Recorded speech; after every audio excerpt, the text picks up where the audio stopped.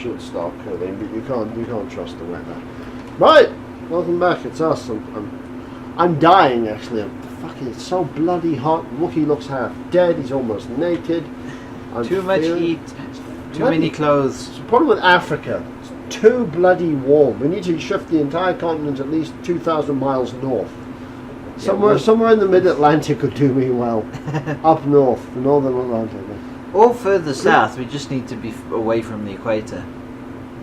There we go. We'll build a wall around the equator. That'll stop the sun. We'll get Trump to do it for us. He'd buy that. But anyway, what are we going to talk about? Horror movies. Because we just watched those film theory things on horror. Yeah, basically, at this rate, film theorist person, every time you come up with something, we're going to do our own podcast about it. We will be the whores of your dominion. To be fair, this will come out like 4 years after your original videos did, so... 4 years, more like 40. But, yeah, horror movies. What have we seen? What do you like? Because you're a jumpy little sod.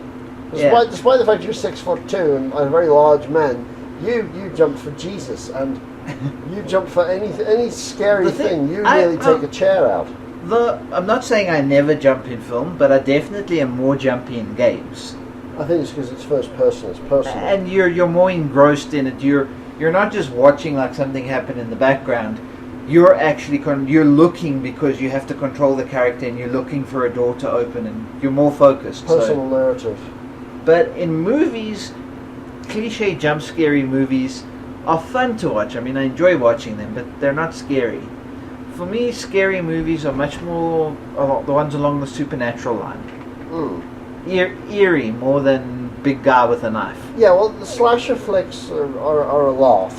Freddy Krueger's funny, simple as that, but slasher flicks are just a laugh. They're not fun. Yeah, they're not scary, they're just fun. If it's Halloween, I'll put a couple on and it'll be sit down with some popcorn and it'll be a few hours of fun. I'll have a laugh or two, yes. Freddy Krueger is amusing, Jason Voorhees was loopy, Mike Myers was Captain Kirk inside out. He actually was, it's Captain Kirk's face. Yeah, I know that much. That's creepy as hell. Once you realise that Captain Kirk's murdering people. There's someone on my knife. Someone. The funniest thing for me is when people post a meme with the photo of Michael Myers, and it's like, you know, with a picture of him stalking Jamie Lee Owen. Curtis.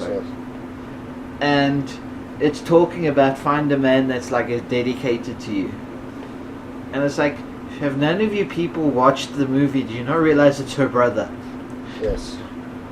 This is true, and he kills her in the end anyway. It was the only way they could end it. And then Rob Zombie rebooted it and killed the entire franchise. Well. I haven't... Which is weird, because Rob Zombie's done some cool horrors. Yeah, I know, but that one I heard he completely butchered it. He tried to make it more than what it was, and he lost it in that. He tried to really polish the turd, and he broke the bloody thing. Keep to original stuff. I'm looking forward to Salem Witch Trials one. So, yeah, that could be interesting. But things like Krampus or similar sort of supernaturally scary, ghostly, monstery things. I can't remember the name of the film, and to a degree it was cliche American horror, so it wasn't like super amazing. But it was good that I liked. Essentially, the villain of the film was darkness. Ooh. Literally, darkness. Like, if the characters went into shade, they died. Nice. And it was literally the people trying to keep in light the whole time and avoiding... But there was like no monster or nothing like that. It's just if they went into darkness where it was dark enough, they died. The thing got them and killed them. But there was no actual monster in it. It's like, that stuff is cool because it's like you've got to keep in the light and in the sunlight and have a torch. Yes, that's a very different level supernatural. You get your good American sort of ghosty monster stuff. Ghost stories are quite popular. They're witches. The Blair Witch, obviously, that was just a murder thing we just saw, but there are some with witches and that sort of supernatural entity.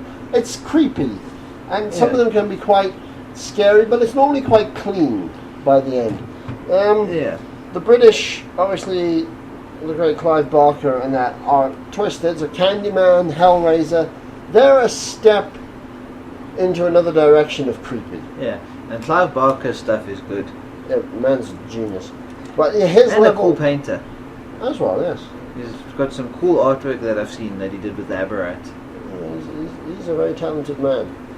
He's getting on in years now. He must be in his 60s. Damn. But he's very good. Stephen King's done a few good ghosty type stories. Stuff like the Tommyknockers and that was alien related, but that didn't really do anything for me, except for the last 5 minutes when you see the Tommyknockers. But then yes, there's the Asians. Those people. They do horror. The Japanese and the Koreans. There's something wrong with you people. Their level, as we've seen on many things before, their level is completely... I've seen Ringu, and I've seen one or two other Asian horror films. I think one was Korean, and one was Japanese, and they were really twisted. Their use of lighting, sound... Yeah. There's no safety net. American horror is a safety net. Because the problem with Hollywood is formula. Yeah, well, they've only got 3 scripts they use. Yeah. And then they rotate in between those. But I mean, it's like I even saw when I saw interviews with some indie film producers, not even horror, just normal film producers. Yeah. It's almost impossible to sell a film through to Hollywood because you have to describe your film by saying what film it's like. You have to pretty much list 2 other movies it's like. Yeah. And when you're thinking out of the box, you can't do that. And then Hollywood. Yes, English. Hollywood. Speak, Wookie. You're supposed to be doing audition in 10 minutes. Yes. But no, Hollywood, yes. No, actually, I was going to say horror. Horror suffers from that because that's also like going back to our previous episode, Five Nights at Freddy's. Five Nights at Freddy's for me was a brilliant horror game the first time. Yes. But 3 years down the line, when you're watching it, it's the whole story thing. There's only thing keeping you there because you know that the animatronics are going to jump out at you and go Yeah. It's scary at first, but when it follows the same pattern repeatedly, it loses the edge. It's just jump scares. It's not like Five Nights at Freddy's where you leave and you go home and you actually see the character go on his day to day and he goes to McDonald's and buys a hamburger and turns around and Freddy's behind him or something. Yeah. That would be... the video game Condemned was one of those where we must actually play the bastard. But that... essentially, you had to play the game. I blitzed through that thing, and at the end of it, you sort of sit there at the table and they say the game completion 40% of what the game was about. And your FBI colleagues say, so, you solved it. Yeah, what was it? Don't have a clue. I have no actual idea what happened to me. But if you go through the game and you collect all the evidence to do, then there's the big reveal of what exactly the occurrence was, how this happened. Okay. So you're forced to play the game to get the knowledge. But as we were saying with the horror, no, it wasn't horror as such. The film Seven, to go slightly off, I love Seven, it's a great film. But when they did the actual ending, it was presented to the Hollywood people and they said, no, we can't have this ending because it's not a happy, smiley Hollywood American ending. And the producer, the actors, Morgan Freeman, Brad Pitt, all of them said, we have one copy of the film. We either go with this original film or we're going to take it outside and set fire to the entire That's copy. what fucked up. I was about to say iRobot, but not iRobot. I Am Legend. I Am Legend, he's supposed to be the villain. Yes. But Will Smith wouldn't play the bad guy, he has to be cool. No, it wasn't that, it was the test audience were American, so it went over their heads. So they had to dumb down to a more cliche ending. For the modern movie viewer person. Well, that's why the majority of people watch Spider-Man movies and get a hard-on for it, and then straight other people watch more artistic films and weird. The more of an intellectual weirdo you are, the more weird a film you'll watch and get a hard-on for. Yeah, I mean, like one of my top films is Pi. And not the fucking thing with the tiger. No, that was the Life of Pi. Yeah, but as soon as you say I love the film Pi, everyone's like, no, you mean Life of Pi. No, I fucking don't. Yeah, I mean the good film. He means the film Pi. Darren Aronofsky, fuck with your head like nobody's business. Oh, well, there was a nice thing that we're going off as usual, but there's a nice thing I saw about Hudareski's Dune, the documentary I watched. And some people said Jodorowsky's Dune would have been the greatest film ever, so out there.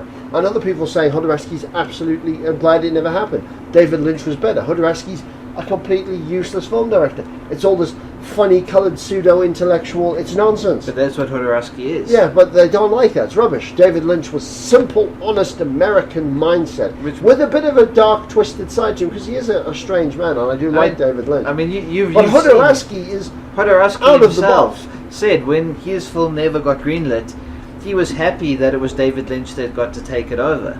He was disappointed with the end product, but he knows that was the studio dumbing everything down. Yes. But yeah, he respected David Lynch's work. Well, Lynch is a very good director, but he's a very American director. He's a bit safe. They're all a bit safe. Spielberg, yes, they did Jaws and the animatronic shark, and it was a hell of a concept of film back in the 70s. I mean, the bloody shark. I've watched the documentaries, and Richard Dreyfuss says the only thing they heard for the 6 months of filming was every 5 minutes, the shark is not working. That's all they heard in the loudspeakers. The shark is not working. They had T-shirts with it printed on, and because that's all that happened. The bloody thing never flipping worked. To the point where Steven Spielberg was practically pulling his hair out because he couldn't get any filming done because the bloody thing kept breaking. But that was a bit of a risky film, but it wasn't a risky film. Yeah. Whereas Jodorowsky does risky, spaced out. He does completely wacky movies. Holy Mountain. And I don't even know how to describe that film. You don't. You just tell people to go watch that film. And then you sit back and wait for their eyeballs to burn. Some will say it's brilliant. Most will say it's complete rubbish. They can't cope with it. Others will say it's disgusting or what have you. He's not for your casual film fan. No. He's not at all. The guy from the Film Theorist should go through Jodorowsky's. He'd probably appreciate it. Matt Pack would probably appreciate the oeuvre of creativity. He would love to dig deeper and try and find all the little nooks and crannies of information. And yeah, you do that, I think your head would explode. True. Jodorowsky is insane. At the time of this, he's still alive while we're recording. Yeah, but he is 90-something, so I don't know how much longer he's going to hang on. Yeah, well, we've got to get to Europe and stop producing our own bad films.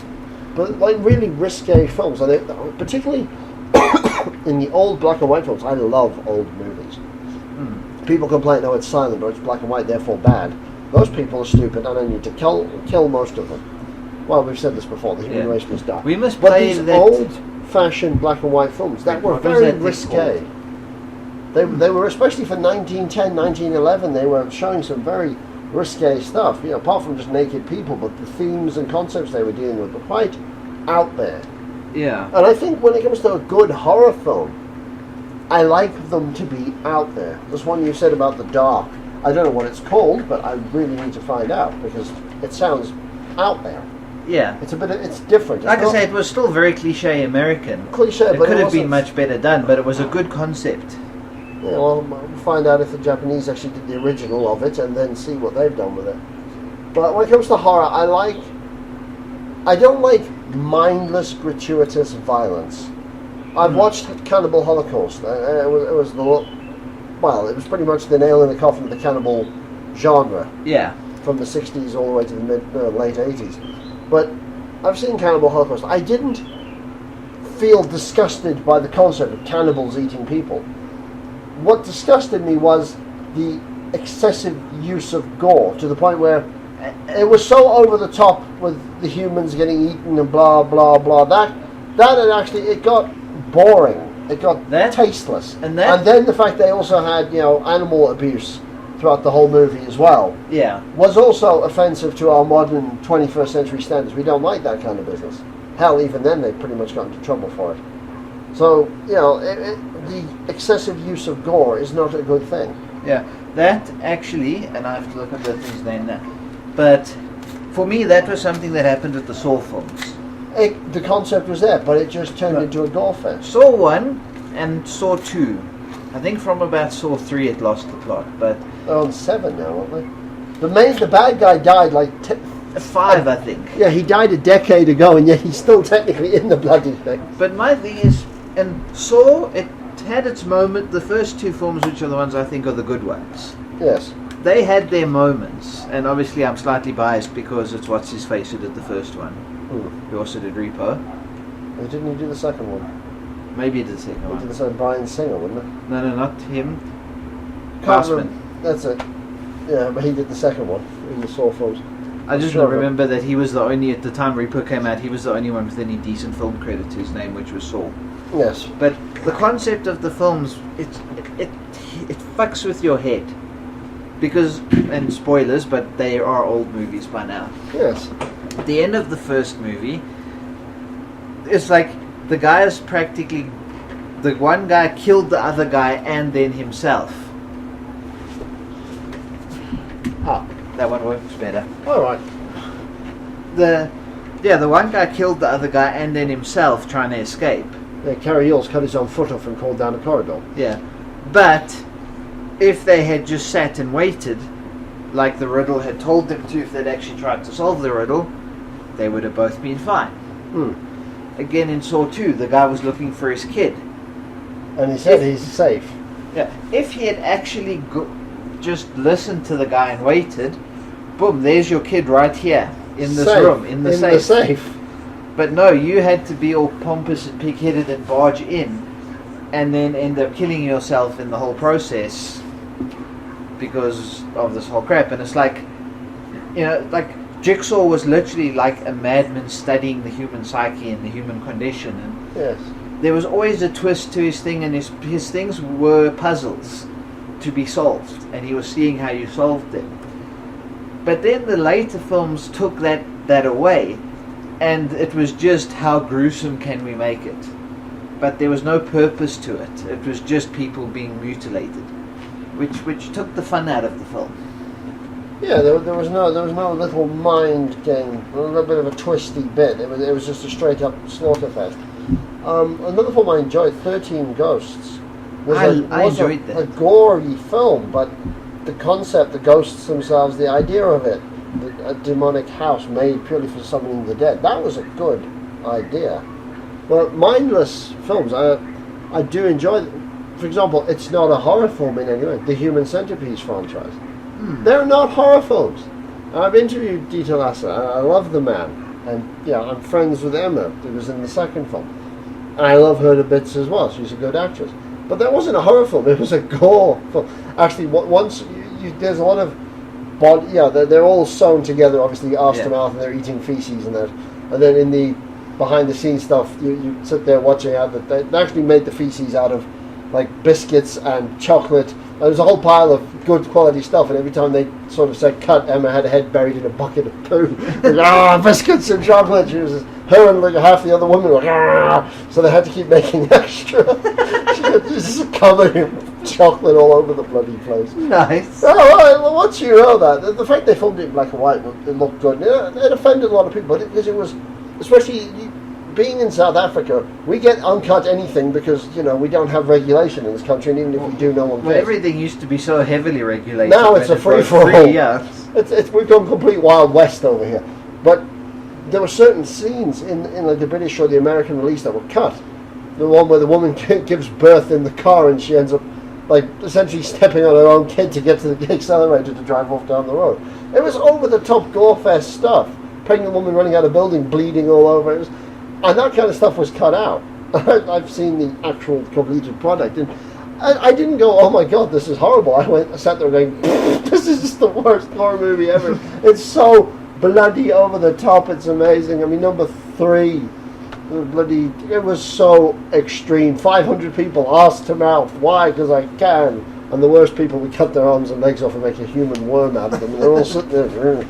It wasn't a scary film. It was just pure craziness. Yeah. And it disgusted people because it was about poo. In the first film, it's 100% scientifically accurate. And the second film, it's 100% scientifically inaccurate.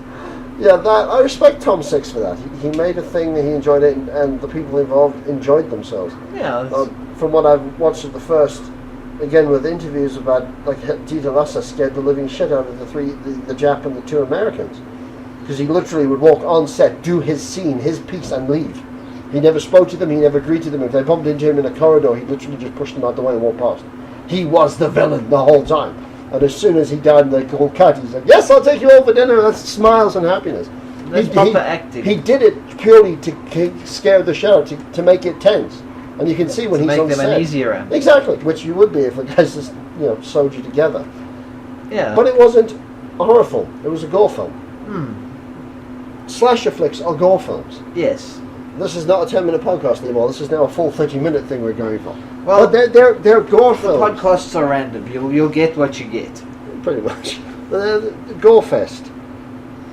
Old Freddy Krueger was also a gore fest to an extent, but he was a ghostly ghost. If it was just a ghostly apparition doing what he did, it would have been gross, perhaps disgusting and weird. But the fact Freddy had a personality and he was cracking one-liners and jokes, and he kept doing these weird little, the way he'd walk down the corridor, almost like dancing or whatever. The way England played him made the character fun. Therefore, it was a horror film, but it was a horror film, entertaining horror film. Yes. To me, it wasn't scary, oh my god, hide behind the pillows horror film. It was a more, this is actually hilarious. You could see Raven dosed out of his head on bath salts and given a knife and unleashed on people down the corridor with that sort of smile. You could see him chasing people around like that. Exactly, and it would be hilarious until the blood starts. But yeah, that wasn't horror to me. Jaws is not a horror film. Jaws is a good bit of shark madness, the first of them. Deep Blue Sea was not a horror film. Deep Blue Sea was in there. It was alright. It had its moments. But like you said, there was never tension to me. No, I didn't feel tense at that. I just, Like even Jaws, I still felt tense at points. Deep Blue Sea, it was like, oh look, another guy got eaten. yeah, everyone's dead. Except for the black guy and the white beard. The black guy should have bled to death an hour ago, but somehow the mother's still moving. That was stupid. They should have killed them all.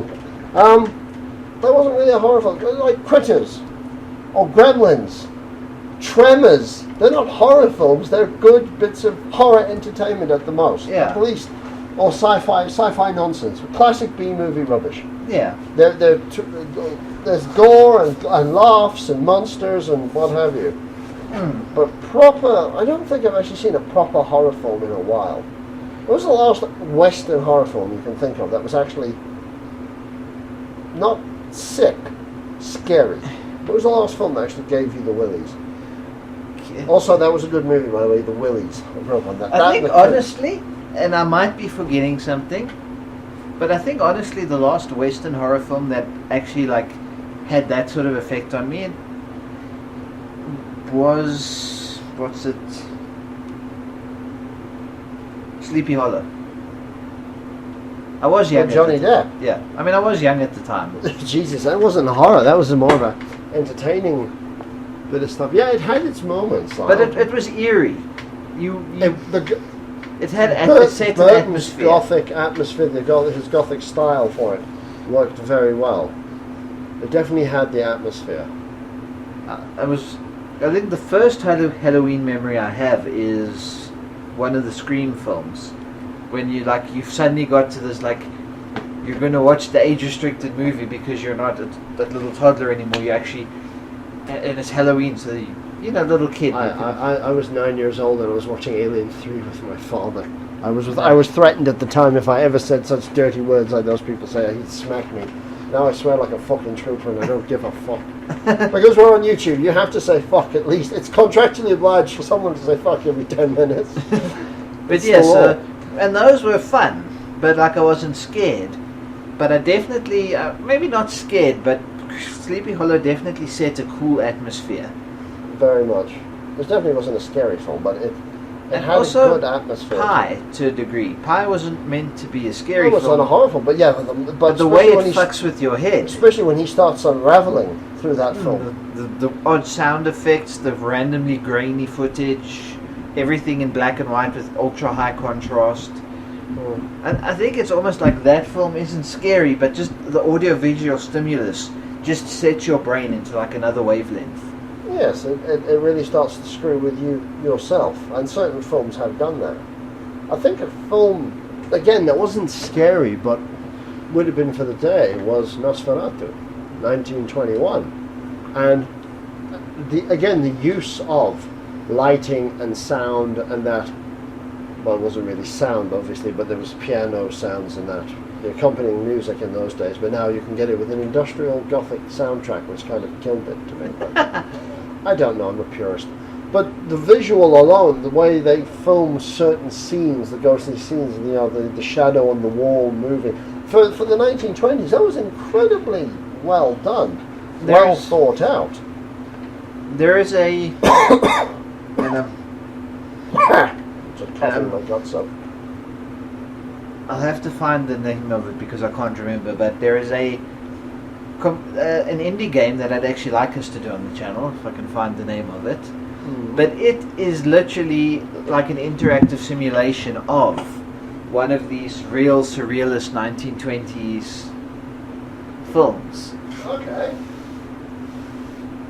And it's like the whole game is in black and white, and like you look at the wall and you turn around and you look back and the wall's different, and I remember that it is like very loosely pulled like stuff from one of these 1920s surrealist films. Oh, they were definitely, there's a lot of them I need to actually watch and catch up on.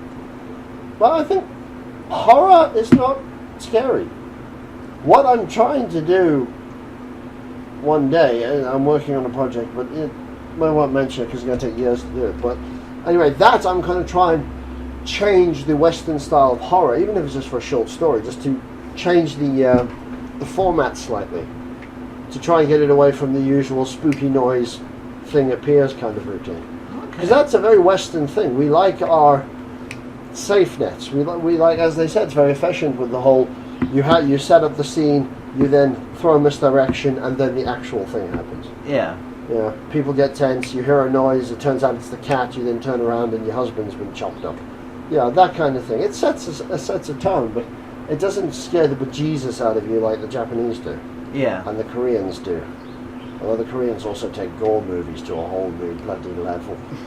Asians are but also bloody mad when it in comes terms to of gaming. Games that are in a style of Asian horror are much more amazing. And I'm going to go to the cliche one which people who've been listening before will already know I love. Corpse Party. Yes. Especially that Corpse Party HD remix. It was one of the first... No, was it? No, it probably wasn't one of the first Let's Players I watched, but I definitely watched it early on into watching stuff on YouTube. Yeah. And it was addictive. Like, I had to have the next episode come out, and it was exciting that the episodes were often an hour long because there was so much detail, so much story, and it did get you to the point where you feel uneasy and you worried about these characters. Yet it was this very cliche. Okay, no, cliche is not the right word, but it was 8-bit graphics. I mean, it was an HD remaster of an old game. I think even there was like an old console game. And it's like, but the storytelling and the narrative and the way they did stuff, and there were quite a few different characters in the story. And right at the beginning of the story, they kind of got split up. Uh-huh. And as you were playing the game, you would randomly jump between... They were split up into like groups of 2. Aye. And you would randomly jump between these groups where you would control one of the guys in the group. But as the story divulged, suddenly, you know, you would come across this big bloody splat on the wall in the first level with the first 2 characters. And you'd play and you'd play and you'd play until those characters got stuck. You know, and you'd reach the end of that chapter, and it would then go to chapter 2 where you'd be 2 other characters. And then in like chapter 5, one of the characters you're playing at gets killed and becomes that splat on the wall. So it's like also the storytelling as it went was like out of sync with the timeline, and yes, you would see stuff, and then when you played one of the other characters later on in the game, you would see that thing before, and you would actually set the stage, and yeah, and it had that very Asian style of, and like I say, it's like one of my favorite Let's Plays to watch on YouTube was this, just because of the story of this game. So that Corpse Party is definitely one we need to look at as well. Yeah, and it was like done in a very Asian. I mean, it's literally like one of those top-down 8-bit RPG games with cliche anime art. and Japanese voice acting, or I think it's Japanese. Yeah. But it just told such a good story that you were very immersed in it. There we go. You were literally playing just to see how the story panned out. We can sum up with that. If you're going to do horror-related stuff, horror, be it films, but anything that immerses you in horror is horror. Yes. Anything that entertains you is not horror, it's horror entertainment. Yes. If you get dragged into a thing, if you become obsessed or absorbed with the story to the point where you actually get scared, then that's proper horror. But if it's, Freddy Krueger is not horror, it's horror entertainment. It's spooky and creepy, but fun, and it's enjoyable. Real horror is death on multiple levels. Horror entertainment is death having a funny hat. Having a funny hat. There we go. Makes no sense, but I don't care.